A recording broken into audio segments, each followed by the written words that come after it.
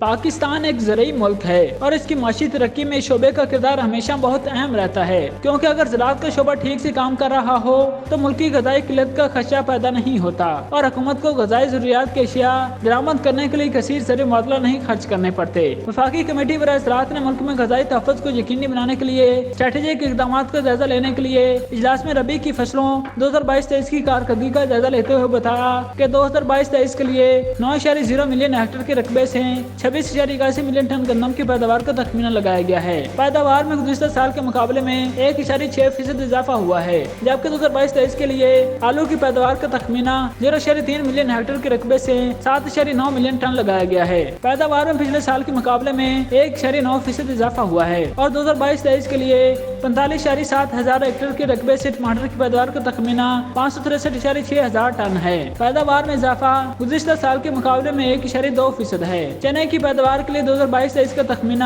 820.6 ہزار ہیکٹر کے رقبے سے 313 ہزار ٹن لگایا گیا ہے۔ پیداوار میں کمی گزشتہ سال کے مقابلے میں 1% ہے۔ جولائی ستمبر 2022 میں بارشوں اور سیلاب اور موسمیاتی صورتحال کی وجہ سے 2022-23 کے دوران پیاز کی پیداوار میں گزشتہ سال کے مقابلے میں کمی واقع ہوئی۔ اس کمی پر قابو پانے اور زرعی شعبے کی ترقی کے لیے حکومت نے زراعت کو ترجیح دی اور وزیر اعظم پاکستان نے کسان پیکیج میں سیلاب سے متاثرہ کسانوں کے لیے خصوصی ریلیف کا اعلان کیا۔ پیاز اور ٹماٹر کی ڈیوٹی فری درآمد کی بھی اجازت دی گئی تاکہ مارکیٹ میں کوئی کمی نہ ہو اور قیمتیں مستحکم رہیں۔ اجلاس کی صدارت وفاقی سیکرٹری برائے national food security and research Zafar Hussain نے کی، جبکہ وزارت قومی غذائی تحفظ اور تحقیق کے سینئر افسران کی شرکت کے علاوہ اجلاس میں صوبائی محکمہ زراعت، state bank of Pakistan, ZTBL، national fertiliser development centre, Pakistan meteorological department, Indus river system authority اور پلاننگ کمیشن کے اراکین نے شرکت کی۔ وفاقی کمیٹی برائے زراعت نے خریف کی ضروری فصلوں 2023-24 کی پیداواری اہداف پر تفصیلی غور و خوض کیا اور 3 ملین ہیکٹر سے زیادہ اراضی پر چاول کے لیے 9 ملین ٹن پیداواری ہدف اور 1.3 ملین ہیکٹر سے زیادہ مکئی کے لیے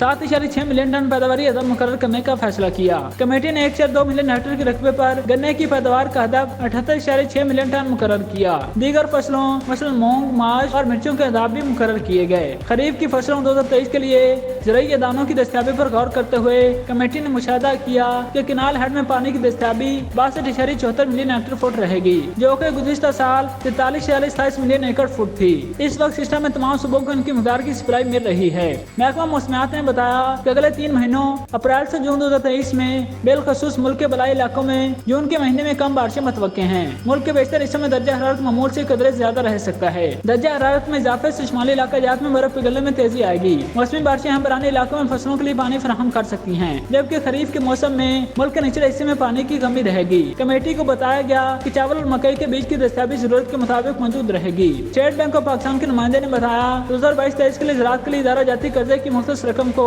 1819 ارب روپے تک بڑھا دیا گیا ہے۔ انہوں نے مزید کہا کہ فروری 2023 تک کی تقسیم 1073.5 بلین روپے ہے، جو کہ 1819 بلین کے مجموعی سالانہ ہدف کا 59% ہے۔ یہ پچھلے سال کے دوران 835.3 بلین کی تقسیم سے 28.5% زیادہ ہے۔ وفاقی کمیٹی برائے زراعت نے کھاد کی سبسڈی اسکیم کے مثبت اثرات کو سراہا، جس سے زیادہ پیداوار میں مدد ملی۔ نیشنل فرٹیلائزر ڈیولپمنٹ سینٹر کے نمائندے نے بتایا کہ مقامی پیداوار اور دستیاب ذخیرے کی وجہ سے یوریا کی سپلائی کی پوزیشن تسلی بخش رہے گی، جب تک کہ تمام یوریا پلانٹس گیس پریشر پر کام کر رہے ہیں۔ اجلاس کے اختتام پر کمیٹی نے ملک میں غذائی تحفظ کی صورتحال پر اطمینان کا اظہار کیا، تاہم تحقیق اور ترقی کے ساتھ ساتھ فوائد کو مستحکم کرنے اور شعبے کی مزید ترقی کو یقینی بنانے کے لیے بہتر ہم آہنگی کی ضرورت پر زور دیا۔